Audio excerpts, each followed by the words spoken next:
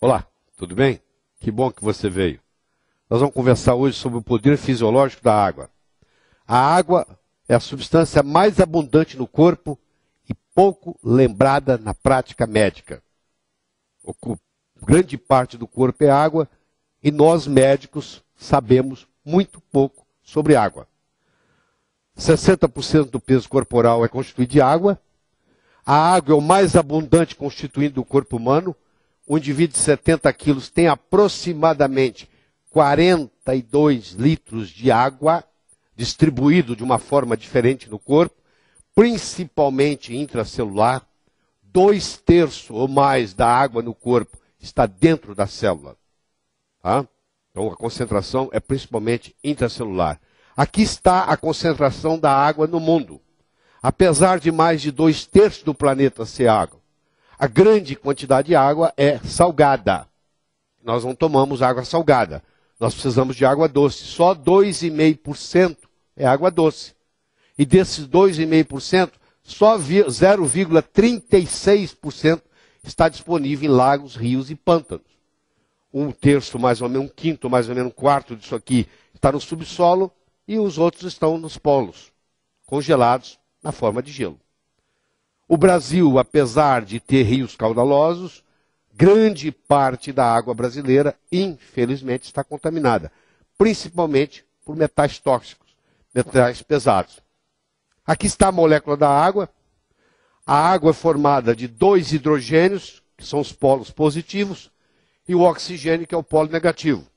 Então ela tem uma polaridade do H2O.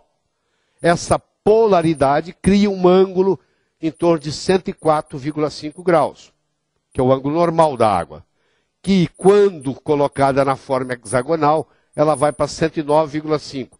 Para ser colocada na forma hexagonal, a água tem que ser ionizada ou a água tem que ser congelada. Quando ela está na forma de flocos de gelo, ela atinge a forma hexagonal, a estrutura hexagonal, e o ângulo vai para 109,5. E ela expande. É o único líquido que, quando congelado, expande. Nós estamos com uma série de doenças degenerativas no mundo. As doenças degenerativas, apesar da evolução da medicina, continuam aumentando. Né? Nós cuidamos das infecciosas, mas continuando aumentando as degenerativas. E a pergunta que se tem é a seguinte: será que a água que ingerimos está contribuindo para o aumento das doenças degenerativas? Eu diria que sim, por vários fatores, que nós vamos discutir aqui, que são as qualidades da água potável. A primeira delas é a pureza. A água deve ser pura. Mas isso aí é um dos 5 importantes fatores. Ser pura é importante, fundamental. Mas não é o suficiente. É essencial, mas não é suficiente. Então as águas estão contaminadas com cloro, com flúor, às vezes até de propósito.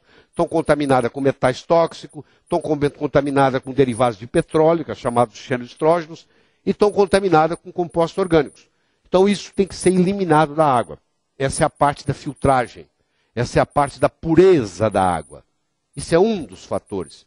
Eu posso ter 10 águas puras e elas serem de qualidade totalmente diferente. Porque a pureza é apenas um dos constituintes. O segundo constituinte da água é o pH. O pH é o seguinte: quanto mais alcalino, melhor. Quanto mais acídico, pior. O jovem é alcalino, o velho, o idoso é acídico. O sangue tem um pH em torno de 7,35, 7,45.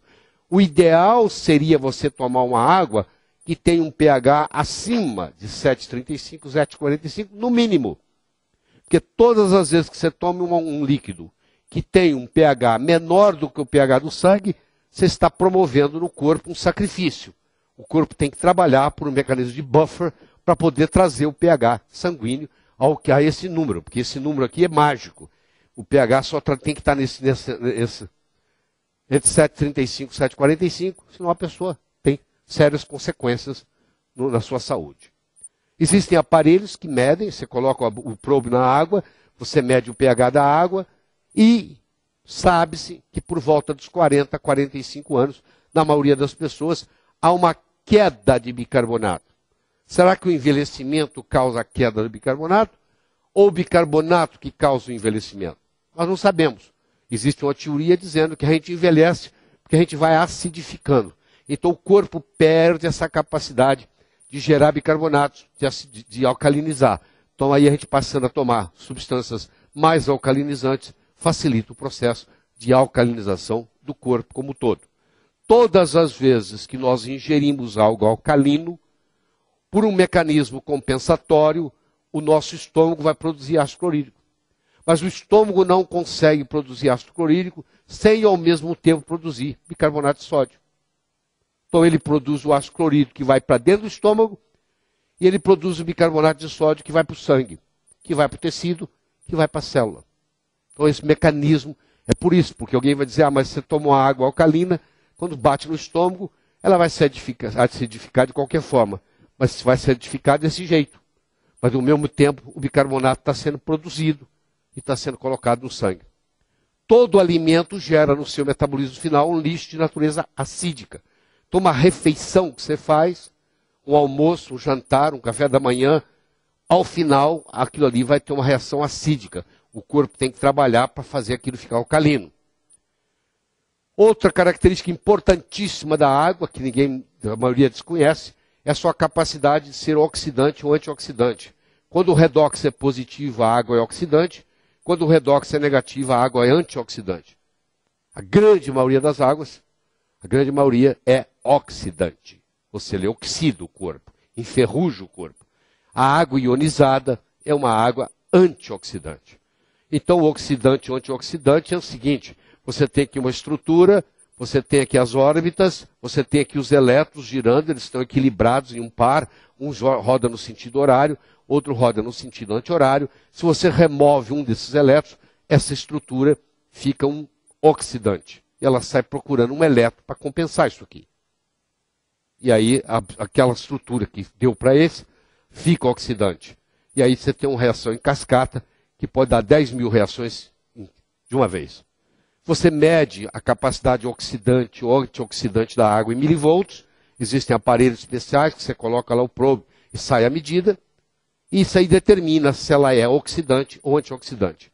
A outra característica importante da água é a condutibilidade. A água tem que conduzir, ela tem que ser um solvente cujos solutos são iônicos, ela tem que ter minerais dissolvidos nela.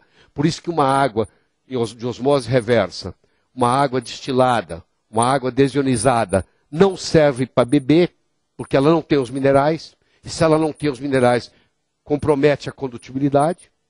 E além de comprometer a condutibilidade, essa água agora vai puxar minerais do osso e vai a longo prazo causar osteoporose. Existem aparelhos que são capazes de medir, que você tem que ter no mínimo para uma água ser boa, 100 partículas por milhão de minerais dissolvidos nessa água. Então as águas chamadas purificadas, a maioria das águas, a grande maioria usada em refrigerantes são águas purificadas, são águas destiladas, são águas desionizadas ou são águas filtradas por osmose reversa. Por isso que refrigerante a longo prazo causa osteoporose, além de causar acidez, que o pH do refrigerante também é muito baixo.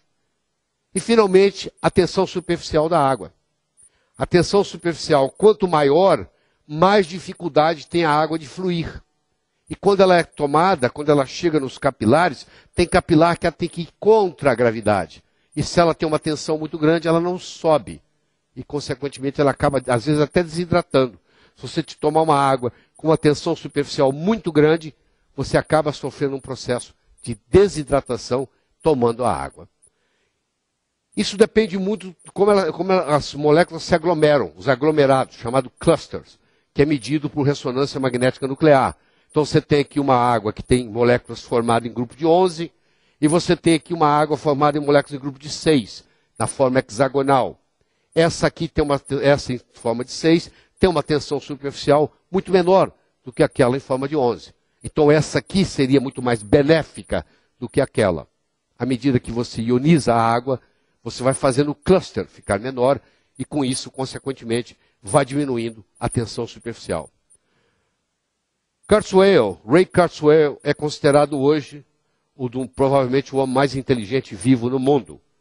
E ele tem um livro sobre medicina, apesar de não ser médico, junto em parceria com um médico, eles escreveram um livro chamado Transcend, para não deixar você envelhecer. E ele tem uma citação fascinante no livro. Ele diz assim: a água ionizada é uma das coisas mais simples e mais poderosas que você pode fazer para combater uma ampla gama de processos patológicos. Ou seja, é usar a água como agente terapêutico. E isso está sendo feito já. Existe um hospital no Japão, em Tóquio, onde o tratamento é feito com água ionizada. Não interessa a patologia que você tenha, você vai para esse hospital e eles vão te dar grandes quantidades dessa água ionizada, vão substituir, vão fazer um turnover hídrico em você, vão substituir a água velha que você tem no corpo e a água estruturada, hexagonal, vai fazer toda uma diferença. Então, o que nós temos, nossa conclusão é o seguinte: quando você procura uma água boa para se beber, com grande qualidade, ela, além de ter pureza, ela tem que ter um pH elevado, ela tem que ter um ORP negativo, ela tem que ter uma boa condutibilidade e ela tem que ter uma baixa tensão superficial. E isso é encontrado em águas ionizadas.